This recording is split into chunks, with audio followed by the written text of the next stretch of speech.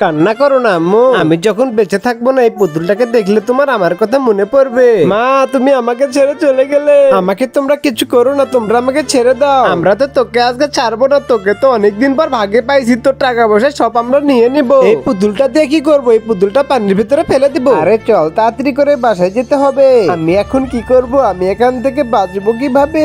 এই তুমি ভয় পেও না, চুপ করে থাকো। ওদেরকে আমি একটু ভয় দেখাই। আমাদেরকে আবার পানি দিল কি? আরেকবার ভয় দেখাতে হবে। আরে কি হলো, আবার পানি কে দিল? এর তো হাত পা বাঁধা, এ তো পানি দিতে পারবে না। চলো আমরা সুইমিং পুলে নেমে দেখি কি ঘটতেছে আমাদের সঙ্গে। তুমি কি কোনো কিছু বুঝতে পারতেছো? আজকে তো এদেরকে একটা শিক্ষা দিতেই হবে। বাঁচাও বাঁচাও, আমি তো পানির ভিতরে ডুবে গেলাম। তুমি এখন দেখতে থাকো, এদেরকে এখন কারেন্ট শট দেবো। তুমি তো এখন নিরাপদ, আগে তোমার হাতগুলো আমি খুলে দিই। আরে তুমি এখন তাড়াতাড়ি করে আগে পুলিশকে ফোন দাও। আচ্ছা ঠিক আছে, আমি পুলিশকে ফোন দিচ্ছি। এরপরে পুলিশ এসে সবাইকে ধরে নিয়ে যায়। এই পুতুলটা মা আমাকে মরার সময় গিফট করে গিয়েছিল, সেই পুতুলটাই আজকে আমার জীবন বাঁচালো।